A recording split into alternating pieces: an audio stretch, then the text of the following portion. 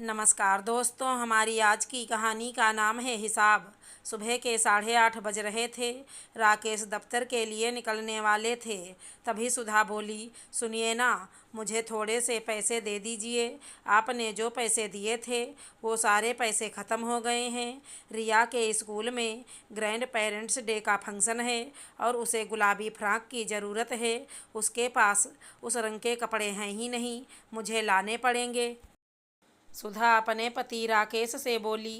राकेश बोले, सुधा, मैंने तुम्हें 15,000 रुपये दिए थे, महीना ख़त्म भी नहीं हुआ और वो सारे पैसे ख़त्म हो गए। मैंने तुम्हें कितनी बार कहा था कि पूरा हिसाब एक डायरी में लिखा करो, उससे पता चलता है कि कितना खर्च कर रही हो। तुमने आज तक मुझे कभी कोई हिसाब नहीं दिखाया।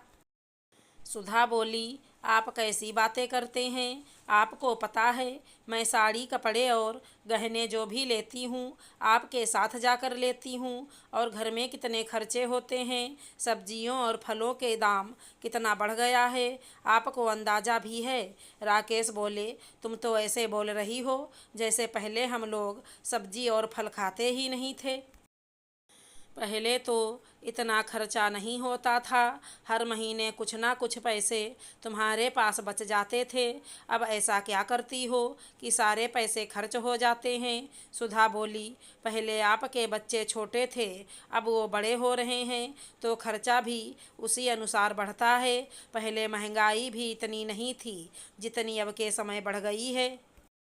आप तो दफ्तर में रहते हैं, बाजार का भाव आपको कैसे पता चलेगा?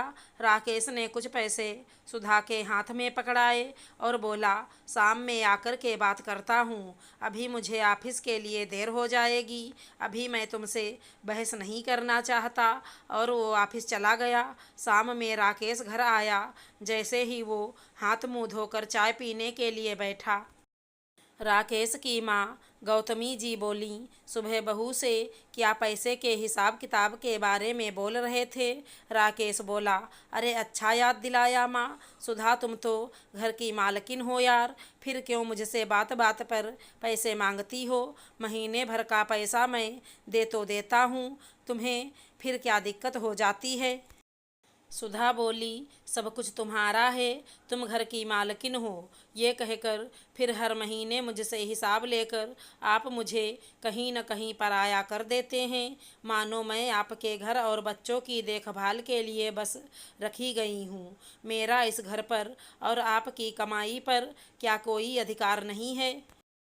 सुधा बोली, आप सबको पता है हर महीने स्कूल में कुछ ना कुछ बच्चों को लाने के लिए कहा जाता है। अब क्या मैं इन सब चीज़ों का भी हिसाब लिखूं?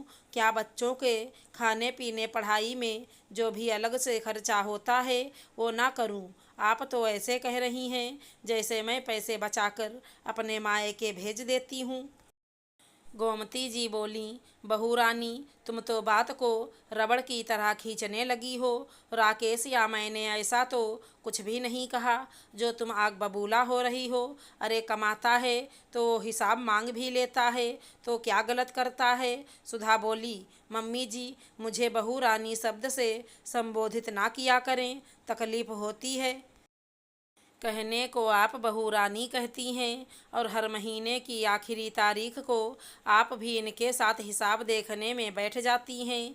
क्या औरत की बस इतनी ही घर में इज्जत है कि सबका ख्याल रखें और महीने का हिसाब रखें? उस दिन तो बात खत्म हो गई। दूसरे दिन किसी बात पर गोमती देवी अपने पति महेश्वर जी से बहू की बात कर रही थी।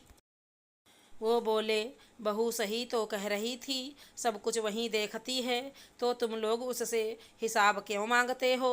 अरे वो बेचारी तो तुम लोगों के बिना कभी घर से बाहर कदम तक नहीं रखती है, फिर हर महीने ये हिसाब का क्या झमेला है? गोमती जी बोली, अच्छा जी, आज आपकी बहू की बारी आई तो बड़े धर्मात्मा बन रहे हैं। याद है मुझे, जोड़कर आप पैसे दिया करते थे और पूछते थे कि खर्चा कहाँ कहाँ हुआ। वो बोले, तुम में और बहू में ज़मीन आसमान का फ़र्क है। बहू में कोई बुरी आदत नहीं है कि वो तुम्हारी तरह छुपा कर गहने और साड़ी कपड़े नहीं लेती। मेरा मुँह मत खुलवाओ। गोमती जी बोली, आपके कहने का क्या मतलब है? वो बोले, जब मैं तुम्हें ज़्यादा पैसे देने से इनकार करता था तो तुम हिसाब में हेरा फेरी करती थी। अपनी पुरानी बातों को क्यों बच्चों के सामने लाना चाहती हो? अगर बेटे को अच्छी बात नहीं सिखा सकती तो कम से कम गलत बात में उसका साथ तो मत दो। राकेश वहीं बैठा था। वो बोला, पापा आप कहाँ की बात कहाँ ले जा रहे हैं? बात यहाँ हमारी और सुधा की चल रही थी। आप माँ से बेकार में नाराज़ हो रहे हैं। वो बोले, बेटा मानता हूँ तुम बहुत मेहनत करके कमाते हो। पत्नी की मेहनत तुमसे कोई कम नहीं होती है। तुम 8 घंटे काम करते हो, परंतु वो जितनी देर सोती है उतनी देर भी अपना दिमाग घर गृहस्थी के चक्कर में ही चलाती रहती है। समझ लो कि वो 24 घंटे काम करती है, उसके बाद इस तरह हिसाब मांगना ये तो गलत बात हुई। सुधा बोली, रहने दीजिए पापा जी, आपके समझाने के बाद भी इन्हें समझ में नहीं आएगा। मैं आपसे बस इतनी ही विनती करूँगी, इस महीने आप मुझे घर खर्च के लिए पैसे मत दीजिए, बल्कि इस महीने का पूरा खर्चा आप खुद देखिए। बाजार से जो भी लाना है अब खुद लाइए और बच्चों का जो भी खर्च होगा आप करेंगे। इसके बाद आप मुझे हिसाब बताइएगा। इतना कहकर वो अंदर चली गई। माँ ने बेटे का साथ दिया और बेटा भी जोश में आकर हामी भर गया। कुछ रोज़ तो राकेश ने जोश में किया, पर 10 दिन में ही उसकी हालत खराब हो गई। पैसे दुगने खर्च होने लगे तो उसने पत्नी के सामने हथियार डाल दिया और अपने व्यवहार के लिए उससे माफ़ी मांगने लगा। वो सुधा से बोला, सही कहते हैं लोग, जिसका काम उसी को साजे। ये मेरे बस की बात नहीं है। घर चलाना कोई साधारण काम नहीं है। सुधा बोली, सब कुछ तो आपने कह दिया और मैंने सुन लिया। अब आपको हर महीने का हिसाब चाहिए कि नहीं ये भी बता दीजिए, क्योंकि कहते तो आप मुझे घर की मालकिन हैं और मांगते हर महीने हिसाब हैं। राकेश बोला, मैं माँ और अपनी तरफ से तुमसे माफ़ी मांगता हूँ। सच कहते हैं बाबूजी, पहले का समय और अब के समय में बहुत अंतर आ गया है। तुम्हारा काम हम मर्दों से भी ज़्यादा कठिन है। पैसे खर्च करके भी लोग हर किसी को खुश नहीं रख पाते हैं, परंतु तुम औरतें सब कुछ करते हुए भी चेहरे पर मुस्कुराहट रखती हो और हमें खुश रखती हो। आज की नारी को मेरा प्रणाम है, बस माफ़ी की उम्मीद लगा सकता हूँ। सुधा हंसकर बोली, तथास्तु। बगल में खड़ी उसकी सास अपने चेहरे पर झूठी हंसी दिखा रही थी और सब खिलखिलाकर हंस रहे थे। अगर हमारी कहानी पसंद आई हो तो चैनल को लाइक शेयर सब्सक्राइब करें। धन्यवाद दोस्तों।